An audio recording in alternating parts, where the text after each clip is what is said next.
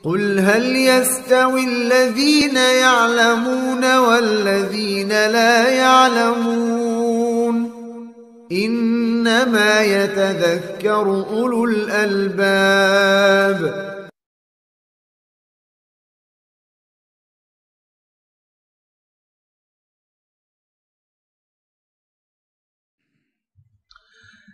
Dari Nabi SAW, beliau bersabda, apa kata Rasulullah SAW? Al-imanu bid'un wa sab'un au bid'un wa sittuna syu'batan. Iman itu 70 sekian cabang atau 60 sekian cabang. Subhanallah. Rasulullah SAW memisalkan iman itu seperti pohon yang bercabang-cabang. Ya, seperti pohon yang bercabang-cabang. Namanya pohon, ada akarnya, ada batang pokoknya, ada dahannya, ada ranting-rantingnya, ada daun-daunnya. Ya. Artinya amal-amal kebaikan itu banyak cabangnya. Dan ketika sebuah pohon kehilangan rantingnya, bukan berarti pohon itu hilang. Kecuali kalau hilang seakar-akarnya, maka kita bisa katakan hilang pohon tersebut. Inilah pemahaman Ahlus Sunnah wal Jamaah, bahwa keimanan itu bertambah dan berkurang. Ada dua kelompok yang menyimpang dalam hal ini. Pertama kelompok Murji'ah dan yang kedua kelompok Khawarij. Murji'ah mengatakan iman itu stabil, sama. Imannya orang maksiat, imannya penjudi, imannya pencuri, imannya orang yang senang berbuat kerusakan, sama dengan imannya malaikat, sama dengan imannya Rasulullah SAW. Semuanya sama, kata mereka. Kalau orang Khawarij, kebalikannya. Berbuat dosa besar, langsung kufur. Hilang keimanannya. Karena perbuatan dosa besar yang dia lakukan. Ibaratnya orang Murji'ah mengatakan, kalau 10 dikurang 9 itu, tetap 10. 10 dikurang 9, tetap 10. Mau orang itu berbuat dosa, orang itu berbuat maksiat, kayak apa, imannya tetap segitu-gitu aja. Kecuali kalau dia kafir, langsung keluar keimanannya, barulah dia hilang keimanannya sama sekali. Ya. Kata orang Khawarij, 10 dikurang 1, 0. Berbuat dosa besar saja langsung hilang imannya.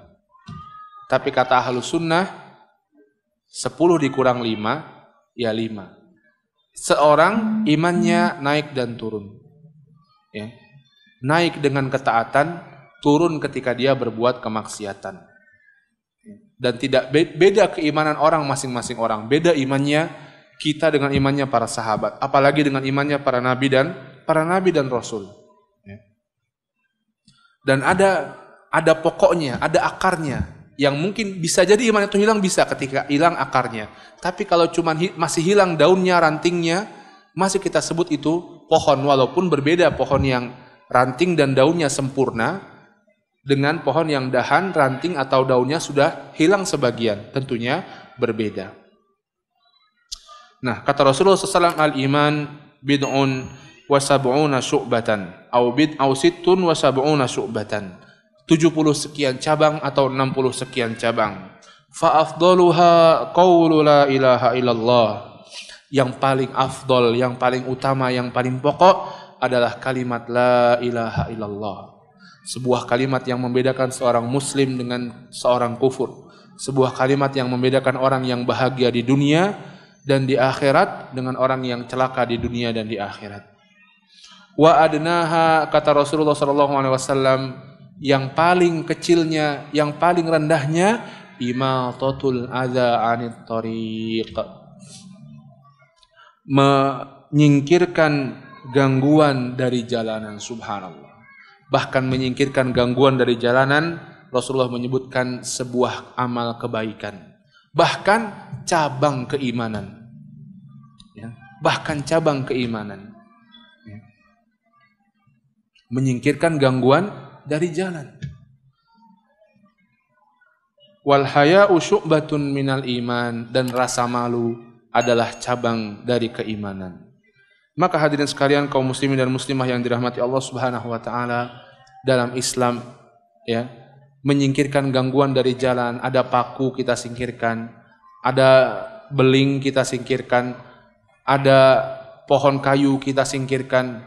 Itu merupakan bentuk amal soleh yang dengannya kita bertaqarrub kepada Allah Subhanahu wa taala, yang dengannya Allah memberi pahala kepada kita, subhanallah.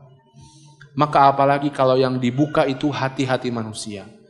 Jalan yang dibuka itu atau gangguan yang ada itu gangguan pada hati manusia, kemudian kita membuka gangguan tersebut, menghilangkan gangguan tersebut, menghilangkan syubhat pemikirannya, menghilangkan kesalahan kekeliruannya sehingga dia lurus, sehingga dia benar.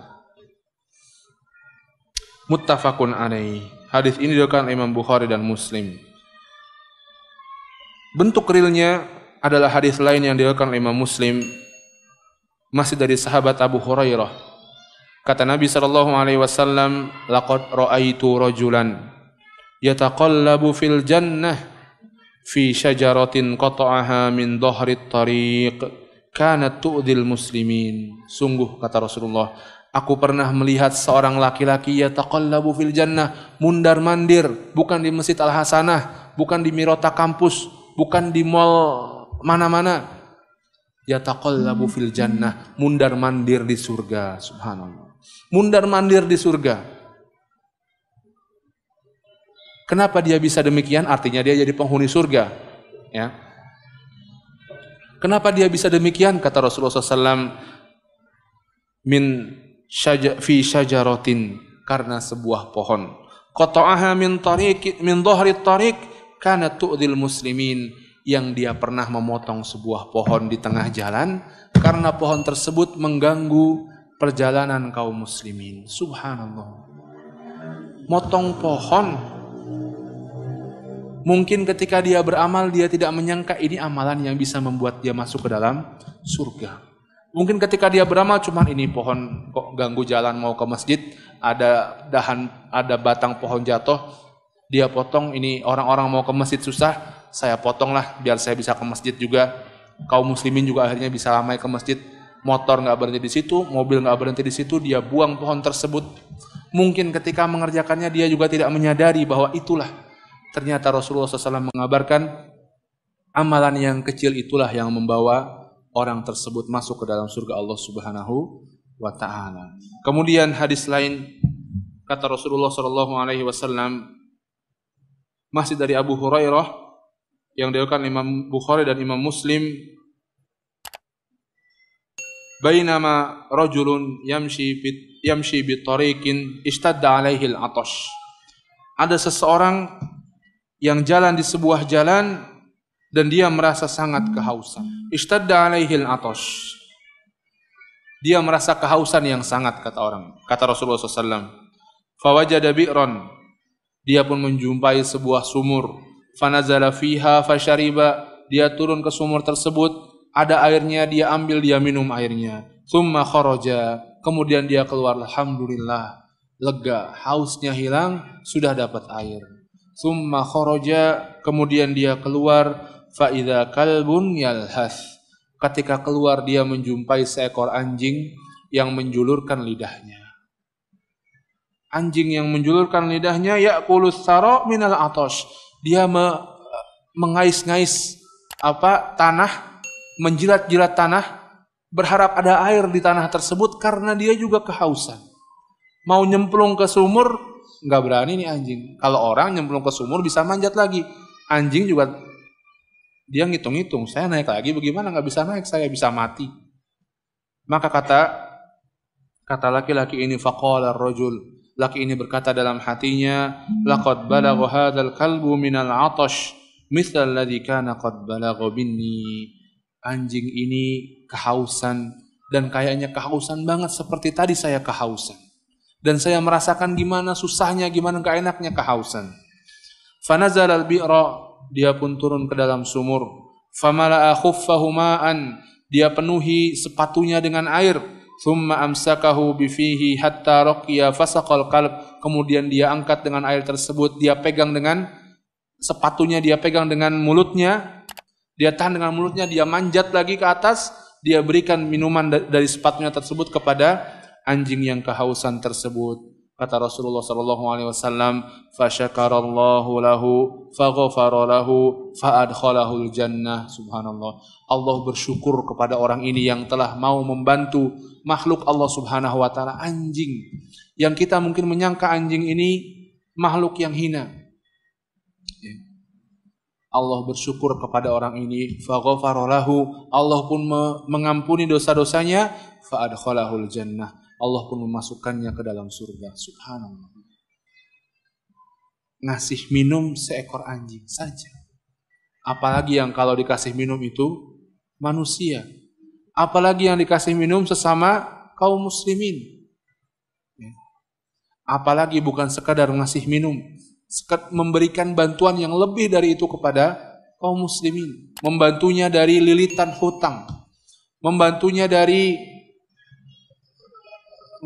untuk mengerjakan kebaikan, membantunya untuk keluar dari kemaksiatan, mencegahnya dari perbuatan kemaksiatan. Masya Allah.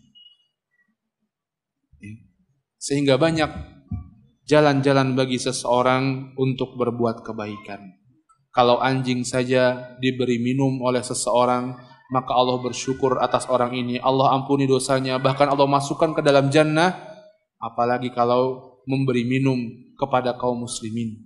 Apalagi kalau bukan hanya sekedar memberi minum, memberi makan, memberi pendidikan, memberikan ilmu kepada kaum muslimin, memberikan fasilitas untuk bisa mendapatkan ilmu bagi kaum muslimin. Dengan syarat tentunya Bapak Ibu sekalian, kita melakukan hal tersebut ikhlas karena Allah Subhanahu wa taala.